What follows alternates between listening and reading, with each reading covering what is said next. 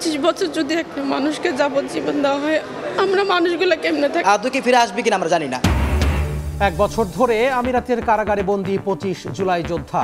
বিভিন্ন দফতরে ধর্ণা দিয়ে হতাশ স্বজনরা। ফেরাতে স্বাভাবিক পদ্ধতিতেই ভরসা পররাষ্ট্র উপদেষ্টার। শেখ হাসিনার বড় দুর্নীতি মামলার জট খোলেনি 14 মাসেও। পূর্বাচলের চার্জশিট হলেও বাকি সব ফাইল বন্দী। তদন্তে ধীর গতিতে দুদকের অক্ষমতা দেখছেন বিশেষজ্ঞরা। চাকসু নির্বাচনের প্রচারণায় প্রার্থীদের শেষ দিনের ব্যস্ততা। শিক্ষার্থীদের দাঁড়ে দাঁড়ে প্রার্থীরা। রাকসুতেও 2 দিন পর ভোট। ক্যাম্পাসে গণসংযোগের তোড়জোড়।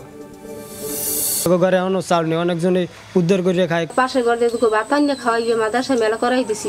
10 কেজি চুরি করলে আমরা কি খামো? নিষেধাজ্ঞার সপ্তাহ পেরোলেও সহায়তা পাননি অনেক জেলে। নামমাত্র বরাদ্দেও 9/6-এর অভিযোগ। যোগ হয়েছে জেল জরিমানার খড়গ। নির্দেশনা দিয়েই খালাস অধিদপ্তর। এবং যুদ্ধবিরতির পর প্রথমবার ইসরায়েল হামাস বন্দি বিনিময় শুরু। 7 জিম্মিকে মুক্তি দিল স্বাধীনতাকামী সংগঠনটি। প্রায় 2000 ফিলিস্তিনিকে ফেরত দেবে তেল আবিব।